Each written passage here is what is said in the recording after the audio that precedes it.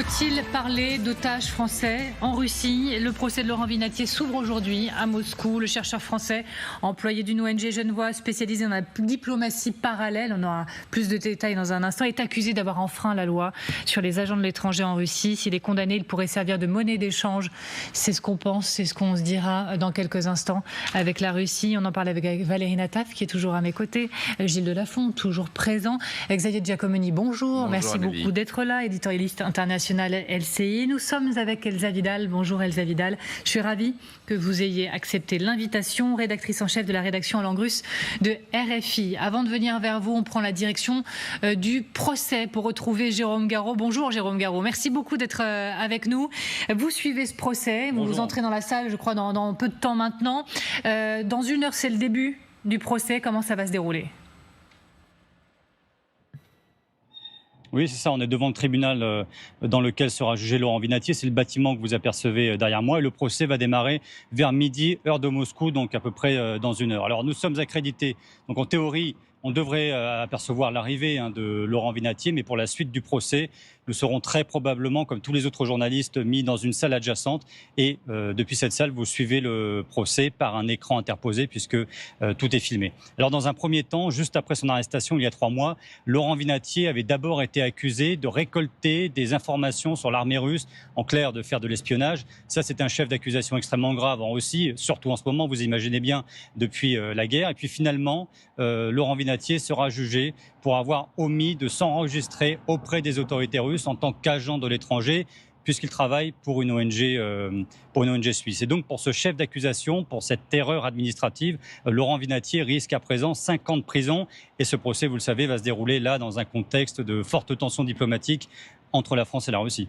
Merci beaucoup Jérôme Garraud et merci à Michael Merle qui était avec vous. Bon courage pour la suivi du coup de ce procès. Elsa Vidal, est-ce que j'ai exagéré en introduction en demandant s'il était en réalité un otage français aux mains de la Russie, désormais Laurent Vinatier ?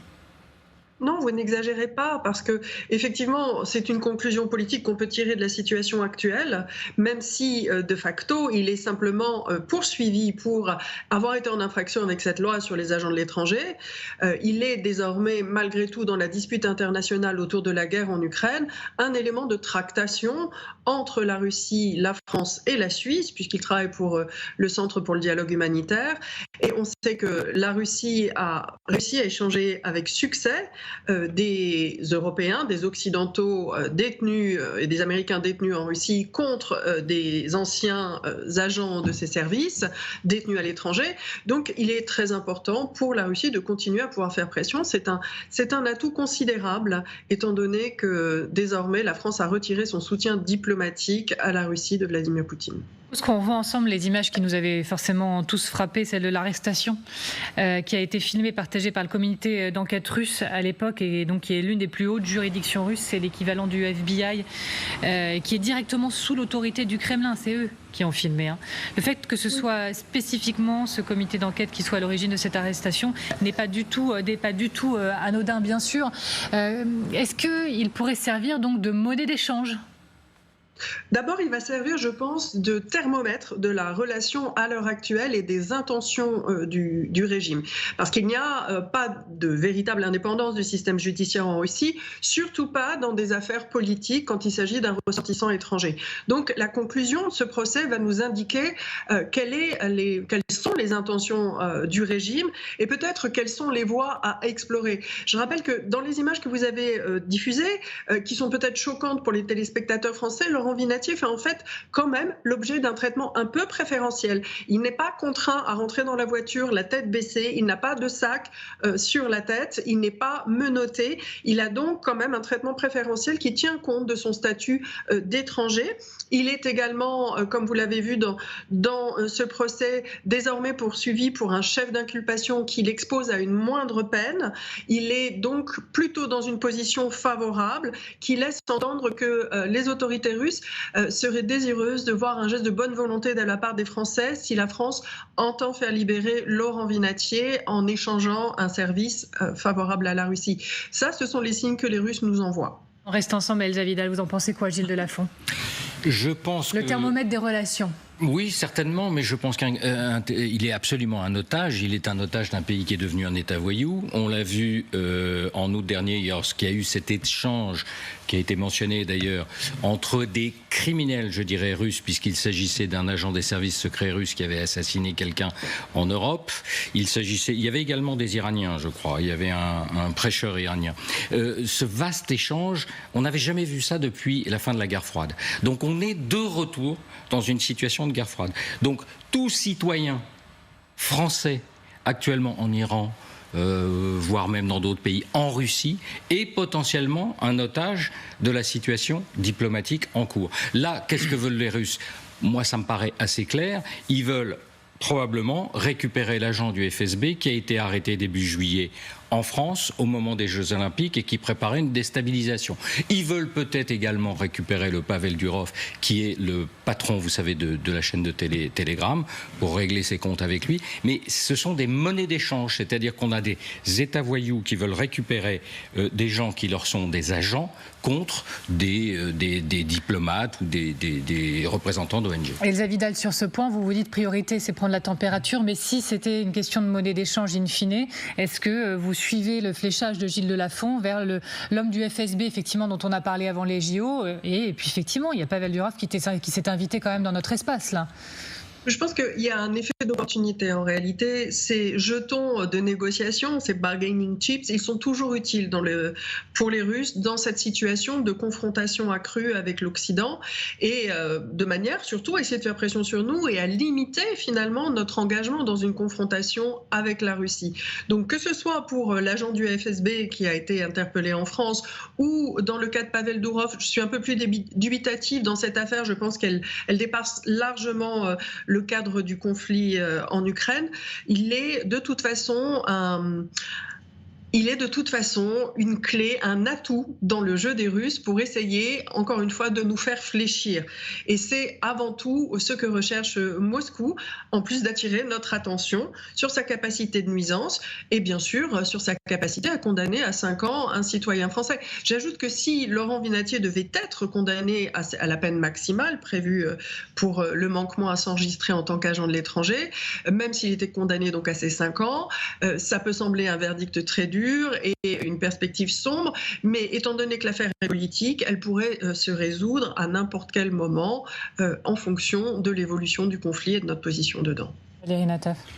On est aussi dans une position, évidemment, j'ai rien à retirer, au contraire, j'abonde dans le sens d'Elsa Vidal et de Gilles Delafont, mais on est quand même, pardon d'y revenir, mais dans une situation politique très particulière qui fait que pour les Russes, nous sommes d'une faiblesse extrême. Nous avons un ministre des Affaires étrangères démissionnaire qui, en tout cas facialement, s'occupe plus de questions de rapport de force à l'intérieur de la majorité, enfin de l'ancienne majorité, du camp présidentiel, que des affaires étrangères. Je ne dis pas qu'il ne s'en occupe pas, mais en tout cas, par définition, ces affaires sont plus discrètes, elles sont presque secrètes, et donc pour Vladimir Poutine, qui est à la tête d'un État extrêmement fort, le sien, enfin d'une autocratie, la situation française lui donne toute liberté pour condamner éventuellement notre compatriote.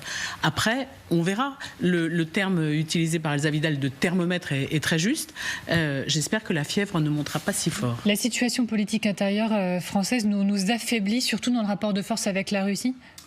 Oui, les Russes le notent parfaitement et d'ailleurs ils font tout pour accroître la pression sur cette situation, pour déstabiliser encore plus la France. Ce qui est très intéressant dans le procès d'aujourd'hui, c'est que en fait Laurent Vinatier avait été arrêté dans un premier temps pour espionnage. Les images qu'on a vues tout à l'heure, parfaitement mises en scène, comme à chaque fois d'ailleurs.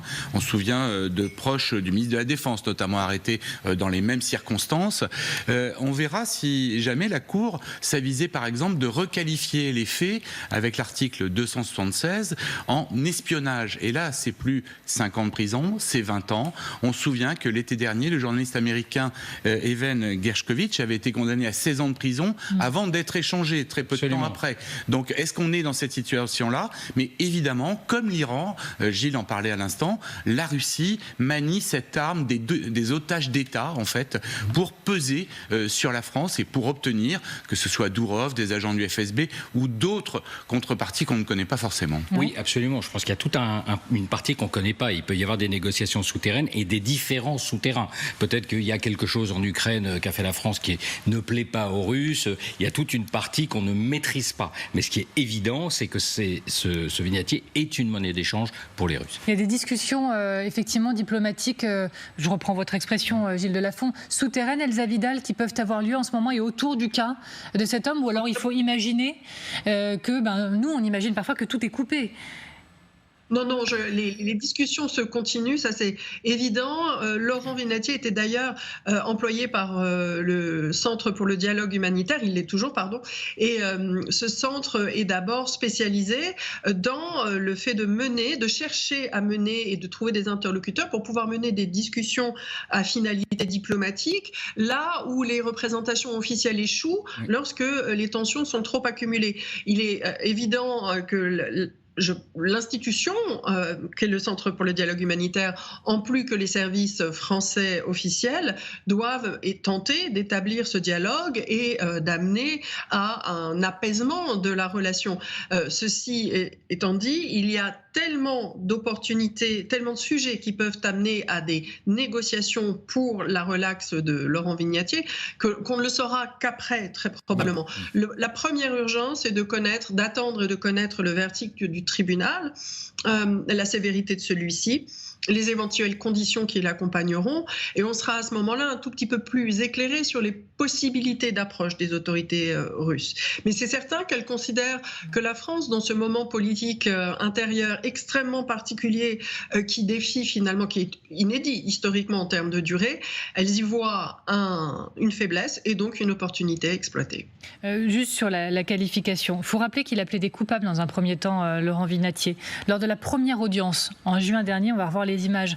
Laurent Vinatier, il a plaidé coupable et reconnu ne pas s'être enregistré comme agent de l'étranger, car il ignorait, selon lui, la récente loi russe qui l'y obligeait. Il s'est excusé. En revanche, il nie être un espion, Elsa Vidal. Oui, alors il est dans une situation, Laurent Vinatier, qui est très commune à celle des responsables humanitaires ou journalistes étrangers en Russie, déjà avant le début de la guerre, c'est-à-dire que nous sommes soupçonnés à différents titres de nécessairement travailler pour les services de nos États respectifs. Tout simplement parce qu'en Russie, c'est quelque chose qui se pratique de manière assez répandue.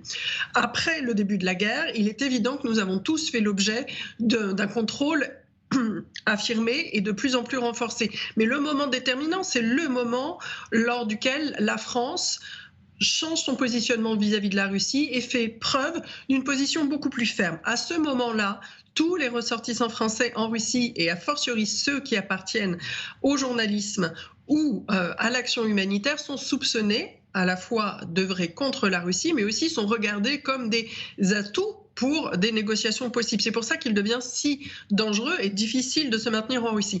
La faute de Laurent Vinatier, c'est une faute tout à fait banale. En ce qui concerne l'action des organisations humanitaires et du journalisme en Russie, nous sommes exposés à des contraintes réglementaires de plus en plus importantes qu'il est quasiment impossible de respecter au pied de la lettre, sauf à ne plus pouvoir remplir ces missions essentielles. Et la question qui se pose à chacun dans ce cadre, c'est de choisir quelles règles vous allez enfreindre et quels risques vous prenez lorsque vous l'enfreignez. Tout le monde est obligé de faire ce genre d'arbitrage. Le système russe procède de manière à ce que vous ayez toujours quelque chose à vous reprocher du point de vue de la loi, et au moment opportun, on peut donc vous inculper ou vous mettre en examen ou simplement ouvrir une enquête contre vous dont la fin peut se terminer absolument sans conséquence si vous coopérez de la manière attendue. Mais on ne peut pas être innocent quand on est un ressortissant étranger qui s'occupe d'humanitaire ou de journalisme en Russie.